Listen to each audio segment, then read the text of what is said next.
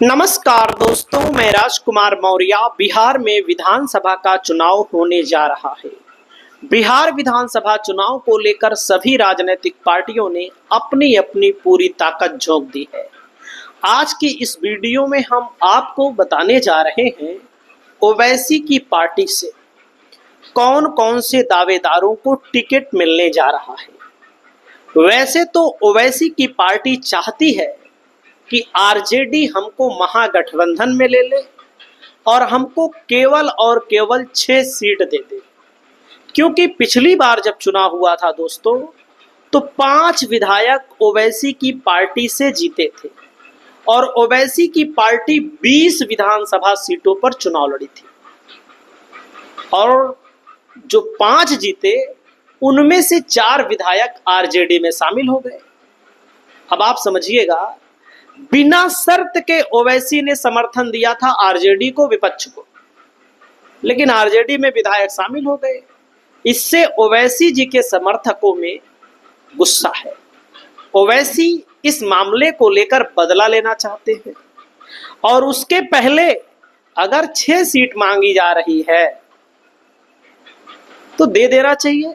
अब आप सोचिए थोड़ी देर के लिए, मुकेश सहनी के कितने विधायक हैं, पशुपतिनाथ पारस के कितने विधायक हैं, आईपी गुप्ता के कितने विधायक हैं। सोचिए थोड़ी देर के लिए आप लोग, इन लोगों को जब सीट दी जा रही है, बीजेपी उपेंद्र कुशवाहा को सीट दे रही है, कितने विधायक हैं? 0। चिराग पासवान के कितने विधायक हैं? 0। उनको सीट दे रही है। तो मेरा भी मानना है कि ओवैसी को सीट दे करके कम से कम एक रोड़ा हटाने का काम करना चाहिए आरजेडी को। हालांकि आरजेडी को इस बात का डर है कि भाई फिर हमारा जो वोट बैंक माना जाता है मुस्लिम, तब तो ओवैसी के पास चले जाएगा। इतना आसानी से ओवैसी के पास नहीं जाएगा। चुनाव अगर जीतना है, नहीं तो पिछली बार ओवैसी अगर ना लड़े होते या ओवैसी आरजेडी गठबंधन में होते तो तेजस्वी यादव का 5 साल पूरा हो गया होता मुख्यमंत्री पद वाला। वही इस बार भी आरजेडी कर रही है। लोकसभा चुनाव का मैं गणित बताना चाहूंगा दोस्तों। पप्पू यादव, आप सोचिएगा, टिकट मांगने के लिए गिड़गिड़ा रहे थे कांग्रेस से, आरजेडी से, नहीं दिया, तब भी पप्पू यादव जीते। बीमा भारती को उनके खिलाफ लड़ा दिया, वही बीमा भारती के लिए पप्पू यादव ने उपचुनाव में खूब प्रचार किया। सिवान लोकसभा, शहाबुद्दीन की पत्नी हिना साहब को टिकट नहीं दिया इन्होंने, वो निर्दलीय लड़ी। अवध बिहारी चौधरी को आरजेडी से टिकट मिला। 2 लोगों की लड़ाई में बाजी कौन मार गया? तीसरा बाजी मार गया। वैसे ओवैसी और तेजस्वी की लड़ाई में मुस्लिम वोट बैंक को लेकर के 2 लोगों की लड़ाई में ना ओवैसी को तो विधायक बन जाएंगे और जो बनेंगे उनका भी कोई विशेष ठिकाना नहीं है, कभी भी जा सकते हैं। अगर हम गलत कहें तो आप लोग बताइएगा। लेकिन ना ओवैसी जी के हाथ बहुत कुछ लगने वाला है, ना तेजस्वी जी के हाथ बहुत कुछ लगने वाला है। अगर 2 लोग लड़ेंगे तो तीसरा बाजी मार देगा। अगर हम गलत कहें तो बताइएगा, अगर हमसे कोई गलती हो तो माफ भी करिएगा। आप लोग कमेंट करके बताइएगा कि मुस्लिम किधर अब की बार जा रहा है। वहीं पर मैं आपको बताना चाहूंगा दोस्तों, पिछली बार 22 विधानसभा सीट, मैंने शुरू में 20 बोल दिया, इतनी सीटों पर ओवैसी की पार्टी चुनाव लड़ी थी। पूरी लिस्ट आपके सामने है। और यहां पर मैं आपको बताना चाहूंगा, 4 विधायक आरजेडी ने तोड़ लिए। इससे गुस्सा है ओवैसी में, ओवैसी के समर्थकों में। जाहिर सी बात है भाई, गुस्सा तो रहेगा ही। जब बिना शर्त कोई आपको समर्थन दे रहा हो, तब आप अगर तोड़ रहे हो, हालांकि केवल आरजेडी के तोड़ने से ही विधायक नहीं गए, विधायकों की खुद की मंशा रही होगी, लाओ आरजेडी में चले जाएं। ये सच्चाई है। नहीं तो मान लीजिए जेडीयू तोड़ लेती। का जेडीयू को आप कम समझ रहे हैं? चिराग पासवान की पार्टी जीती थी एक, जेडीयू ने तोड़ लिया। बसपा एक जीती थी, जेडीयू ने तोड़ लिया। कोई भी तोड़ सकता है। तो दोस्तों 20 पर लड़े थे, 22 लिस्ट वहां पर दिखाई गई है, 20 पर लड़े थे दोस्तों। यहां पर 1.3% वोट मिला, 5.30 लाख वोट मिला, यानी कि 5,30,000 के करीब वोट मिला। और सीमांचल के इलाकों में 40% से ज्यादा मुस्लिम आबादी है। तो यहां पर ओवैसी ने 14 उम्मीदवार उतारे थे। आप समझ सकते हैं, 14 उम्मीदवार सीमांचल में उतारे गए थे और नतीजा ये रहा दोस्तों, 49 सीटों पर मुस्लिम वोटर निर्णायक रहे। मुस्लिम वोट कटने की वजह से आरजेडी कांग्रेस सीमांचल की 20 सीटें हार गई। आरजेडी और कांग्रेस 20 सीटें हार गई। 20 सीट हारने के लिए मंजूर है, लेकिन ओवैसी की पार्टी को 6 सीट देने में इनकी हालत खराब हो रही है। अगर हम गलत कहें तो बताइएगा, हम किसी के समर्थक नहीं है, हमारी कोई पार्टी नहीं है भैया। तो दोस्तों, बिहार में ओवैसी ने अपनी दहाड़ लगा दी है। तेजस्वी यादव कहीं ना कहीं हैरान है, परेशान है, टेंशन है, ये सच्चाई है। हमारा कहना माने, अभी चुनाव का ऐलान होने वाला है, 6 सीट दे करके फुर्सत पाए, नहीं तो समस्या और गहरी हो जाएगी। बी टीम कहते रहिए, बी टीम सी टीम बहुत ऐसे आती है, बहुत ऐसे जाती है। सबका अधिकार है चुनाव में वोट मतलब कि चुनाव में भागीदार होने का। मैदान में भाईजान, पतंग भरेगी उड़ान। तो कौन कौन से दावेदार जिनको टिकट मिलने जा रहा है पतंग से, दोस्तों मुन्ना मंसूरी हैं, इनको बाजपट्टी विधानसभा क्षेत्र से टिकट मिलने जा रहा है। और जब बाजपट्टी से लड़ेंगे तो 2020 में मुकेश यादव यहां से लड़े थे, केवल 2704 वोटों से जीते थे। जेडीयू की रंजू गीता लड़ी थी और रेखा कुमारी एलजेपी से लड़ी थी। तो अगर यहाँ पर ओवैसी के प्रत्याशी उतरेंगे, जिनका नाम है मुन्ना मंसूरी, जिनका टिकट कंफर्म है, तो आरजेडी का नुकसान होना तय है।